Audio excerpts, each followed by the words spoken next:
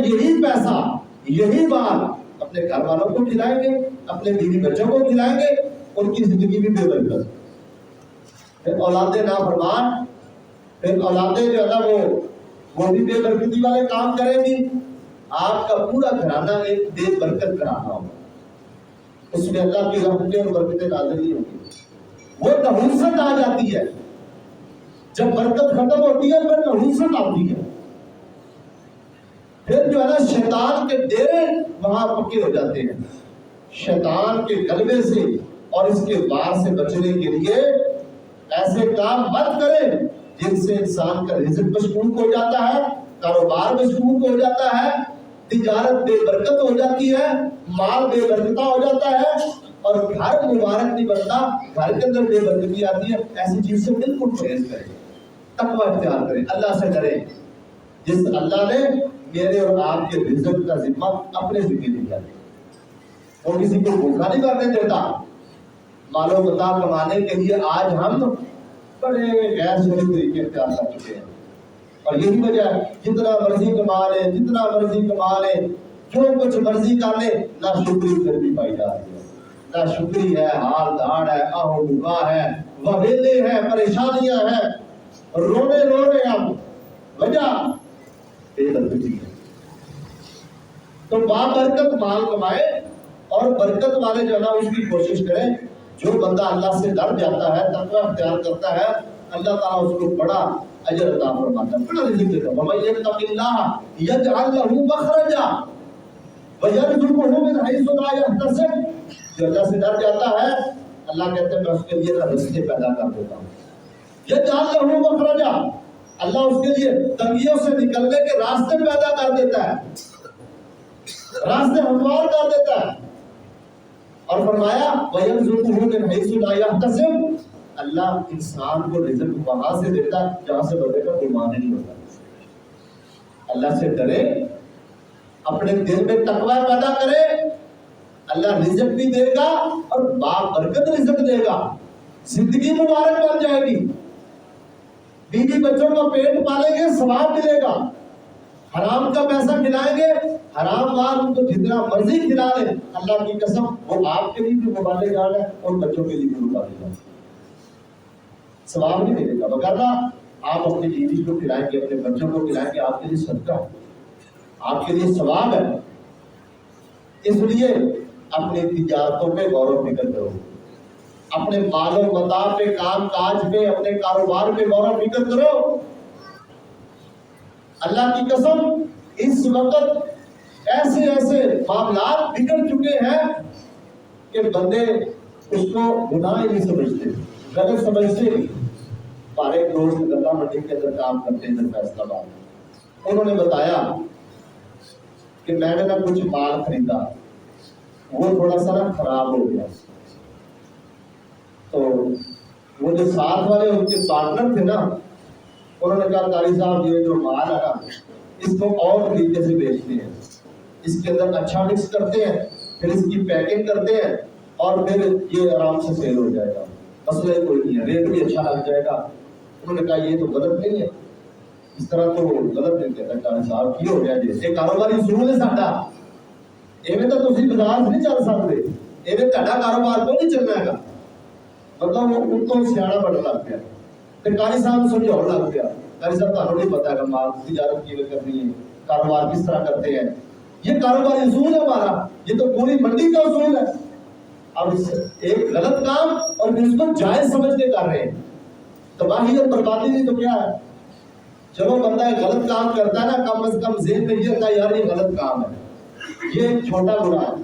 ایک بندہ غلط کو, حرام کو جائز سمجھ کے کرتا ہے, یہ سب سے بڑا گناہ ہے, اور وہ اپنا کاروباری اصول بنایا ہوا ہے.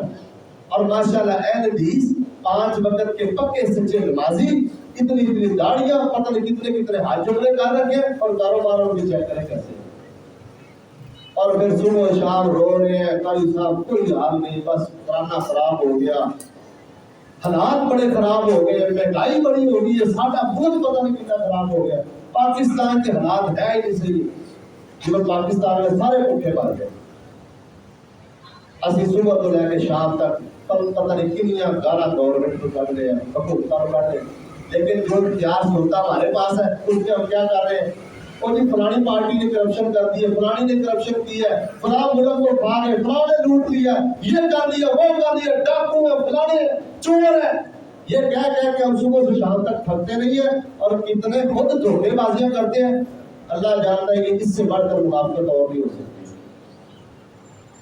میرے پاس، ان کے پاس تو پورا ملک ہے نا، میرے پاس ایک چھوٹا سا کاروبار ہے، چھوٹا سا کام ہے، میں اس کو بھی صحیح شریعت کے مطابق نہیں کر سکتا اور رونا یہ رو رہا ہوں کہ میرا کاروبار نہیں چلے گا، اور یہاں یہ کاروباری اصول ہے، یہ دغا بازی ہے، دھوکے بازی ہے، اور اس طرح وہ مال کما تو زیادہ لیتے ہیں لیکن دوسرے دن وہ پھر ٹھیک ٹھاک نقصان ہوتا ہے، لاکھوں کروڑوں روپے کا نقصان ہو جاتا ہے۔ وجہ یہ ہماری دو نمبریاں ہیں، دغے بازیاں، دھوکے بازیاں۔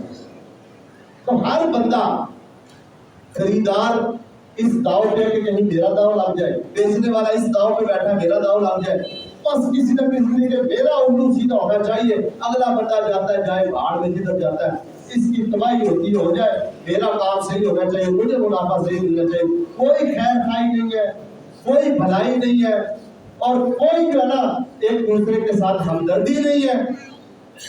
اللہ کی قسم ان چیزوں نے ہمارے مال سے برکت ختم کر دی ہے، کاروبار تباہ کر دی ہے، بربادی ہو چکی ہے، اور اس کی سب سے بڑی وجہ ہمارا کاروباری جو اصول ہم نے بنائے ہوئے نا وہ خلاف شریعت ہے۔ تو اس لیے تقوی اختیار کرنا پڑے گا، اللہ سے ڈرنا پڑے گا، اپنے معاملات میں، اپنے کاروبار میں، تجارت میں، لوگوں کے ساتھ لین دین میں۔ جب ہم لین دین میں یہ گڑبڑ کرتے ہیں، معاملات میں خرابی کرتے ہیں اور اس کو ہم گناہ نہیں سمجھتے تو پھر ہمارے گھروں میں بھی برکتی بھی آتی ہے، پھر ہم مہنگائی کے رونے بھی روتے ہیں، حالات کا رونا بھی روتے ہیں اور ہماری پوری بھی نہیں پڑتی۔ اور یہ بہت بڑی نحوست ہمارے گھروں میں اس طرح داخل ہو جاتی ہے۔ تو اللہ سے ڈر کے انسان کو زیادہ کوشش کرنی چاہیے۔ کتنے ایسے لوگ ہیں جو دنیا کے اندر اتنا مال کماتے ہیں، اتنا کماتے ہیں، جب فوت ہوتے ہیں تو بڑی بڑی پراپرٹی، بڑے بڑے مال چھوڑ کے جاتے ہیں، اور جب وہ مر جاتے ہیں، فوت ہو جاتے ہیں، پیچھے سے ان کی اولاد وہ اس مال کو ضائع کر دیتی ہے، خراب کر دیتی ہے، اس بندے کے کوئی کام نہیں آتا، اس لیے اس نے غلط طریقے سے کمایا ہوا ہے۔ اس نے اپنے بچوں کی فکر نہیں کی، ان کی صحیح تربیت کی فکر نہیں کی، اپنی فکر نہیں کی۔ اور کتنے ایسے لوگ ہیں جو صحیح طریقے سے، حلال طریقے سے کماتے ہیں، تھوڑا سا چھوڑ کے جاتے ہیں، اللہ تعالیٰ ایسی برکت دیتا ہے، ایسی برکت دیتا ہے، ان کے بچے مالدار ہو جاتے ہیں، اللہ ان کے گھر میں برکتیں ڈال دیتا ہے۔ عمر بن عبدالعزیز رحمہ اللہ جب فوت ہوئے تو چند جو ہے نا وہ درہم و دینار چھوڑ کے جو ہے نا فوت ہوئے، اور جب وہ فوت ہو گئے تو ان کی اولاد کو اللہ تعالیٰ نے اتنا نوازا، اتنا اللہ تعالیٰ نے ان کو عطا فرمایا کہ پھر وہ ان کے بچے ان کے فوت ہونے کے بعد جہادی کافروں کے لیے کئی کئی گھوڑے اللہ کے راستے میں وقف کرتے تھے، کتنا کتنا مال اللہ کے راستے میں صدقہ کرتے تھے، اللہ نے اتنا ان کو نوازا۔ اسی لیے تو حضرت یوسف علیہ السلام نے جب تخت پر براجمان ہوئے نا تو فرمایا انه من يتقي ويصبر فان الله لا يضيع اجر المحسنين۔ جو بندہ تقوی اختیار کر لیتا ہے، صبر کرتا ہے، روک لیتا اپنے آپ کو، حالات سے تنگ آ کر غلط طریقے نہیں اپناتا، صبر کرتا ہے، اپنے آپ پر کنٹرول کرتا ہے، قناعت پسند ہے، اللہ تعالیٰ پھر ان کا اجر ضائع نہیں کرتا، اللہ پھر ان کو ضرور برکتیں عطا فرماتا ہے۔ تو اس لیے میرے بھائیوں، اگر ہم سب لوگ چاہتے ہیں کہ ہمارے مال و متاع میں برکتیں ہوں، ہمارے گھر میں برکتیں ہوں، اور ہماری زندگی مبارک بن جائے، ہمارا گھرانہ مبارک بن جائے، پھر اللہ سے ڈرے، تقویٰ اپنے دل میں پیدا کرے، عبادات کے اندر بھی، معاملات کے اندر بھی، اپنی زندگی کے رہن سہن میں اخلاق و آداب کے اندر بھی اللہ سے ڈر کے زندگی گزاریں، پھر دیکھیں اللہ تعالیٰ کیسے آپ کے گھروں میں برکتیں نازل فرماتا ہے۔ اللہ تعالیٰ ہماری زندگیوں کو مبارک بنا دے، اللہ تعالیٰ ہمارے کاروبار اور تجارتوں کو بھی بابرکت بنا دے اور حرام سے تو بالکل پاک اور صاف کر دے۔ وآخر دعوانا الحمدللہ۔